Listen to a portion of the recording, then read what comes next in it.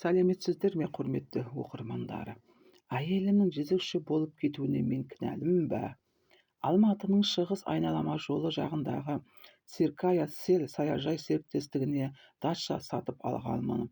Қарағанды жақтан інім мен мені өсіп жеткізген өгей әкемді көшіріп алдым. Анам бірнеше жыл бұрын қайтыс болған. Үйленгеніме бір жылдай болды. Өзім 30-ға келіп үйлендім.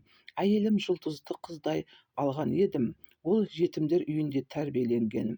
Өзім дүкендерге нан тасимын, жүргізуші экспедитормын. Жұмыстан бос уақытта үйдің ауласында әйелдің келіні жөндеп тәп-тәуір қосымша қаражат табамын. Інім де үйленіп бөлек кетті. Біреуден артық, біреуден кем күнімізді көріп, үйді кеңейтуді жоспарлап жүргенмін. Себебі жұлдыз тұңғышынымызды көтергеннен айтты, қуанышымда шек жоқ. Әкем үйде ұйықтап жатқан, өзім бір танысымның көлігін жөндеп жатқанмын. Ол жанымда көмектесіп жүрді. Қақпаны біреу қаққандай болды. Көршім екен. Біршама уақыт онымен сөйлесіп, үйдің артынан жөндеп жатқан көлігіме қайтып оралдым. Оның көргенше көрмегенім артық еді. Жұлдыз, менің жұлдызым, әлгі танысыммен жабысып сүйісіп тұр.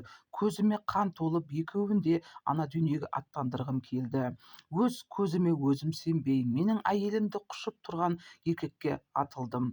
Басы көзі демей төмелей ұра бастадым. Оны көрген жұлдыз гараждан атып шықты. Әлгіні әбден соққылап болып, жұлдызды іздей бастадым. Қақпаның алдында жүр екен. Жетіп барып шапалақпен бетіне осып жібердім.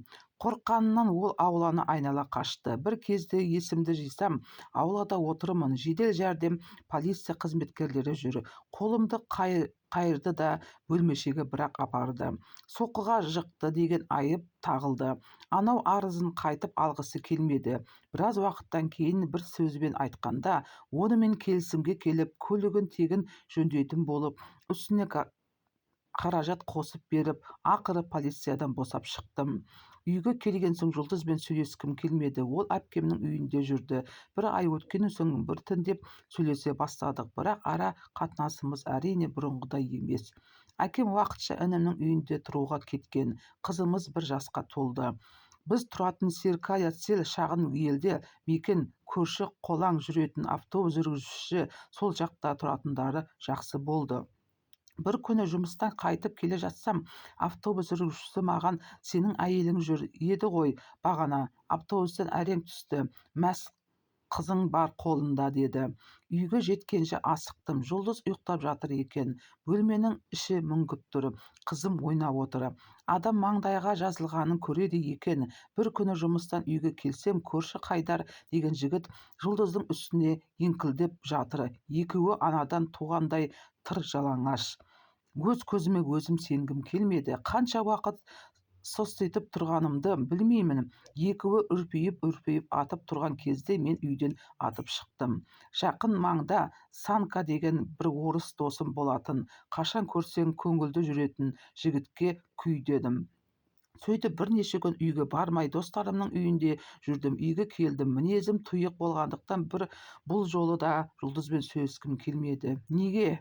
Не үшін деген сауалдарға жауап іздегім келмеді. Екеуміз бір үйде тұрып жатырмыз, сөйлеспейміз. Қуып жіберейін десем, қызым кішкентай, қызым үшін шыдайын дедім. Негізгі жұмысымнан шығып кеттім. Үйде көлік жөндеуден шұғылдандым. Себебі қызымды қалдыратын адам жоқ. Жұлдыз қыздарға кетіп, құрбыларымен отырамын деп жиі кететін. Арамызда ешқандай жақындықтың жоқтығынан көп ештеңе айтпаймын. Әйтеуір өмір сүріп жатырмыз. Өзімді іштей жеумен болдым. Әкем жанымда. Bir күні дүкеннен келсем, үйде қызым жоқ. Жұлдыз жоқ. Әкем кеше ғана зейнетақысын алған еді. Маған ақшамды көрмедің бе деді. Әкемнің зейнетақысын түгел алып, қызымызды әпкесінің үйіне апарып тастап, өзі ұшты күйлі белгісіз бақытқа кеткен. Содан бері қызым сол күйде. Үйде. Міне 2,5 жыл өтті. Жұлдыз анда-санда хабарласып, әпкесіне хабарлама қалдырады екен.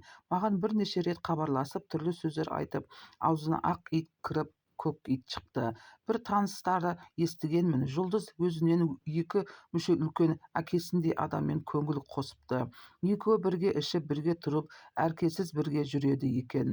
Мен ажырасу үрдісін бастадым. Сотқа арыз қалдырдым. Ендігі ойым қызымды жұлдыздың әпкесінен алып, өзім тәрбиелегім келеді.